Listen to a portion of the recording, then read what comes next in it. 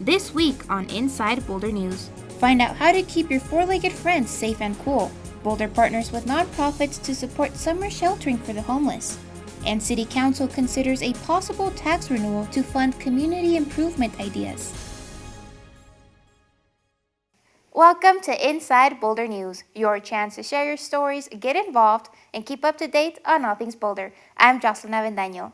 The dog days of summer are here, and with this blistering heat, city officials are encouraging pet owners to keep their animals out of harm's way. We know that people love their pets and people consider pets family. These four-legged family members are seen being left inside scorching hot vehicles more and more each day. It's extremely dangerous. I think it's probably one of the most concerning calls that we have during the summer for all of animal control. Calls, Janae says, are already at an alarming rate. Last year we had upwards of 440 responses for dogs left inside vehicles. This year alone, we've already responded to about 150. Even on an 80-degree day like today in the vehicle inside like this, temperatures can raise up to 120 to 130 degrees inside, and cracking the window open just won't cut it.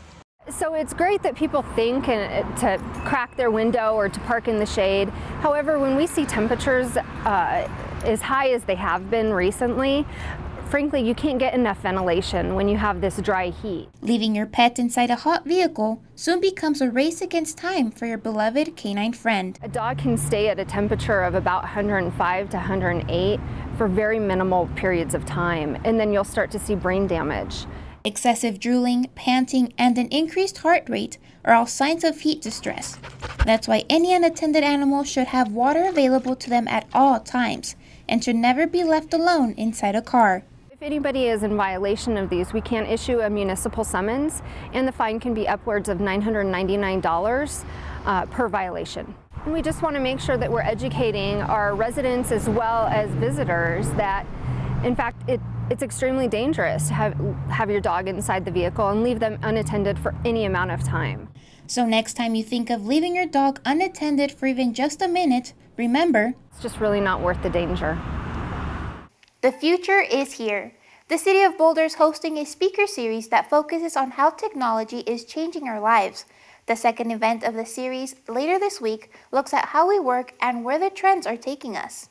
The topic of this next event, the new workforce. The second speaker series event will have an interactive discussion from a diverse group of panelists from companies like Google, edX, and Manufacturer's Edge. Workforce future, needs, and strategies to adapt will be some of the discussion points. The Future is Here series will go through October. I think it's going to be a great dialogue, and we're hoping to leave a lot of time for Q&A for the community. So please come and show up and come with good questions, because I think the panelists will provide us with a lot of rich information, and we want the community to engage with them. The second event of the series will be held on Wednesday, July 19th from 5:30 to 7:30 p.m., with doors opening at 5:15 at Galvanize. In 2014, voters approved a 3-year community culture and safety tax to help fund a series of important infrastructure improvement projects. Now City Council is considering asking voters if they'd like to renew it. The 2014 passage of the community culture safety tax included a wide range of different projects around community and culture and safety. This one is similar. It provides a really interesting and broad mix of projects that are around community livability, enhancements for recreation and community gathering spaces, some essential infrastructure for the city, as well as community-based projects that will really help build that social fabric of the community.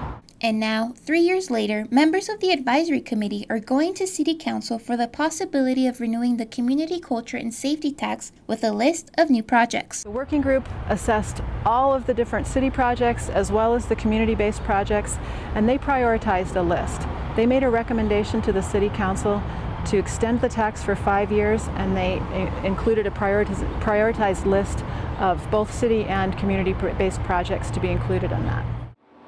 From basic infrastructure needs to community projects, the renewal proposal includes a little bit of everything. But it's a really amazing mix of infrastructure and safety. There's public art, there's enhancements, gathering spaces, community spaces, projects that the community will really enjoy and be able to use.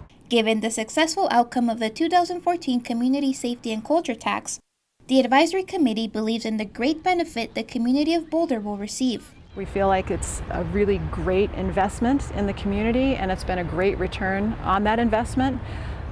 To renew this again, we think that this renewed package will provide a great return on investment for Boulder community.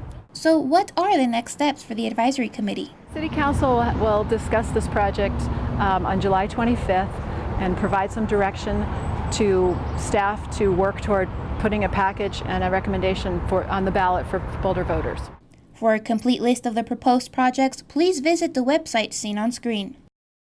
The city is making big changes to how it serves the homeless, with hopes of offering more personalized assessments and housing options. But this change won't happen overnight. So to fill this gap, the city is supporting Path to Home, a partnership between the City of Boulder and the nonprofit organization Bridge House. And it's a summer sheltering program that offers up to 50 beds for those who need them. Our contract with Bridge House is through September 30th of this year, and the program is open in the evenings from 7 p.m. Until 10 a.m. the next morning. More than an overnight stay, Bridge House offers options to a path towards stability. After the first night's stay, program participants do an assessment and intake meeting so that they can be matched with a service plan to help them get out of homelessness. Bridge House has been a longtime community partner and has been providing homeless services like the Ready to Work program and are known for their work for the people experiencing homelessness. But there's another group that's been offering their support as well throughout the years. One really critical component of the Path to Home program this summer is the support from the faith community.